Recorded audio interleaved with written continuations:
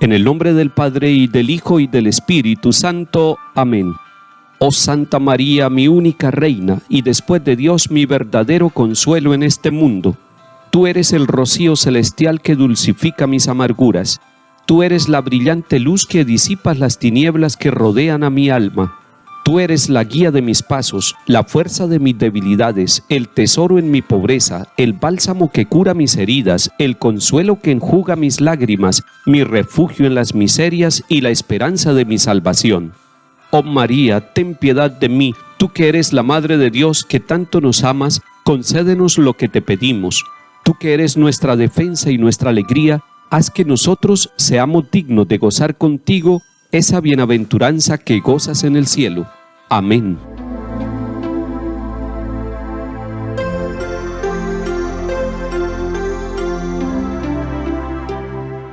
Lectura del libro del Génesis, capítulos 41 y 42. En aquellos días llegó el hambre a todo Egipto, y el pueblo reclamaba pan al faraón. El faraón decía a los egipcios: diríjanse a José y hagan lo que él les diga. Cuando el hambre cubrió toda la tierra, José abrió los graneros y repartió raciones a los egipcios mientras arreciaba el hambre en Egipto. Y todos los países venían a Egipto a comprarle a José, porque el hambre arreciaba en toda la tierra. Los hijos de Jacob fueron entre otros a comprar grano, pues había hambre en Canaán. José mandaba en el país y distribuía las raciones a todo el mundo. Vinieron pues los hermanos de José y se postraron ante él rostro en tierra. Al ver a sus hermanos, José los reconoció, pero él no se dio a conocer, sino que les habló duramente. ¿De dónde vienen?, contestaron. De tierra de Canaán, a comprar provisiones. Y los hizo detener durante 3 días. Al tercer día les dijo: yo temo a Dios, por eso harán lo siguiente y salvarán la vida. Si son gente honrada, uno de ustedes quedará aquí encarcelado, y los demás irán a llevar víveres a sus familias hambrientas. Después me traerán a su hermano menor, así probarán que han dicho la verdad y no morirán. Ellos aceptaron y se decían: estamos pagando el delito contra nuestro hermano. Cuando le veíamos suplicarnos angustiado y no le hicimos caso. Por eso nos sucede esta desgracia. Intervino Rubén: ¿no les decía yo, no pequen contra el muchacho? Y no me hicieron caso. Ahora nos piden cuentas de su sangre. Ellos no sabían que José les entendía, pues había usado intérprete. Él se retiró y lloró, después volvió a ellos. Palabra de Dios. Te alabamos, Señor. En el capítulo 37 del libro del Génesis empieza lo que se llama el ciclo de José. Recordemos que los hermanos de José lo venden a él, a unos mercaderes que lo llevan a Egipto, y lo venden por envidia. José, en Egipto, fue escalando posiciones de responsabilidad y de gobierno, por todas las capacidades que tenía para discernir, para ver la realidad, para conocer e interpretar los acontecimientos de la historia. Ahora nos encontramos con una situación social dolorosa tanto para Egipto como para los países vecinos. Se trata de una etapa donde hay mucha escasez de alimentos, donde hay hambre, donde hay sequía. Egipto, que es un país regado por el río Nilo, tiene etapas de abundancia donde se puede conservar y guardar para las etapas de escasez. Por eso los países vecinos van hasta Egipto. Pero el faraón también responde con la confianza a quien ha sido el administrador correcto de los bienes de su país, y le dice a los egipcios: diríjanse a José y hagan lo que él les diga. En últimas, José no es el protagonista, es Dios mismo a través de la persona de José, elegido para responder a esta situación dolorosa del pueblo de Egipto y también de su pueblo Israel. Porque los israelitas también tienen que ir allí, hasta Egipto, a buscar el alimento. Van a donde su propio hermano sin saber que era él el que los iba a atender. Y era que el hambre arreciaba en toda la tierra. Son situaciones que viven muchos pueblos, muchas naciones, situaciones de hambre, donde tienen que emigrar para buscar el alimento en otras naciones. Y allí, en medio de esa situación económica y social que se vivió en el tiempo de José y que se vive también en nuestro tiempo, Dios va llevando el hilo conductor de la historia. Miremos este detalle. José reconoció a sus hermanos, pero ellos no lo reconocen. Él les habla con dureza, los trata como a espías y los detiene durante 3 días. Y ese tercer día es el día de la vida, de la resurrección. Hay un cambio. Lo que sucede es que José llama a sus hermanos y les dice: yo temo a Dios.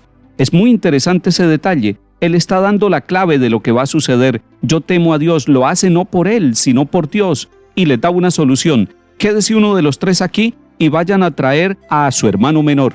Y cuando les está diciendo vayan a buscar a su hermano menor, les está poniendo a pensar en la historia que ellos han vivido, en la manera como ellos se han tratado como hermanos.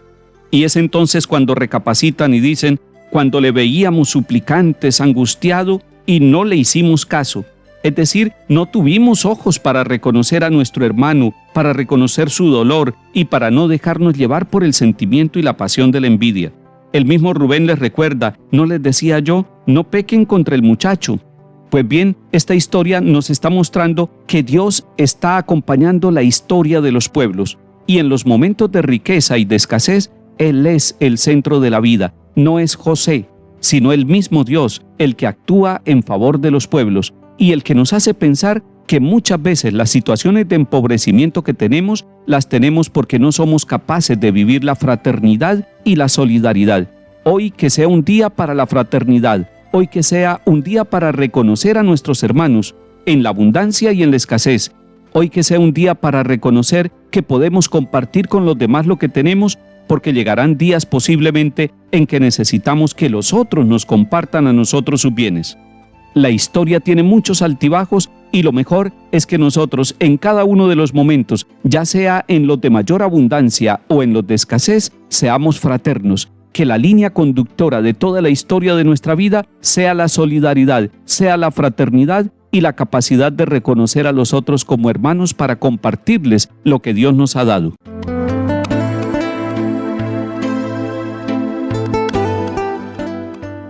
Salmo 32.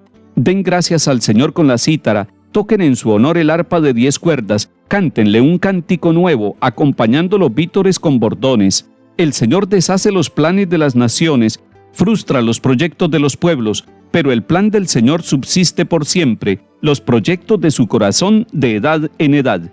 Los ojos del Señor están puestos en sus fieles, en los que esperan en su misericordia, para librar su vida de la muerte y reanimarlos en tiempo de hambre. Lectura del Santo Evangelio según San Mateo, capítulo 10. En aquel tiempo Jesús, llamando a sus 12 discípulos, les dio autoridad para expulsar espíritus inmundos y curar toda enfermedad y toda dolencia. Estos son los nombres de los 12 apóstoles: el primero Simón, llamado Pedro, y su hermano Andrés; Santiago el Zebedeo y su hermano Juan; Felipe y Bartolomé; Tomás y Mateo el publicano; Santiago el Alfeo y Tadeo; Simón el Celote y Judas Iscariote, el que lo entregó. A estos 12 los envió Jesús con estas instrucciones: no vayan a tierra de gentiles, ni entren en las ciudades de Samaria, sino que vayan a las ovejas descarriadas de Israel. Vayan y proclamen que el reino de los cielos está cerca. Palabra del Señor. Gloria a ti, Señor Jesús. Hoy empezamos a leer el capítulo 10 de San Mateo, y ahí nos encontramos con la elección de los 12 discípulos, y los elige para enviarlos. Y así como en el capítulo 9 vemos que Jesús cura enfermedades y dolencias, así también vemos que Jesús le da autoridad a los discípulos suyos para expulsar espíritus inmundos y curar toda enfermedad y toda dolencia. ¿Qué significa esto? Que nosotros, los hombres y mujeres de la Iglesia, los bautizados, y nosotros también los ministros de la Iglesia, tenemos una autoridad que nos viene de Jesús mismo. Es Él el que tiene la autoridad, es Él la fuente de la autoridad de la Iglesia, y la Iglesia, cuando está cercana a Jesús, cuando se siente discípula del Señor, llamada por Él y enviada por Él, tiene la autoridad que Jesús le da a los discípulos. La Iglesia es discípula de Jesús y tiene la autoridad que Jesús le otorga. Viene luego la lista de los discípulos, y es interesante que la leamos porque encontramos que hay hermanos. Por ejemplo, Pedro y Andrés eran hermanos. Santiago y Juan eran hermanos también. Mateo era un cobrador de impuestos, y ahí nos vamos encontrando con el grupo de los 12. ¿Para qué nos sirve esto? Para mirar que el Señor nos llama incluso con la historia familiar, con los pecados, con las fallas que podamos tener, pero nos llama para que seamos sus discípulos y para luego enviarnos a la misión.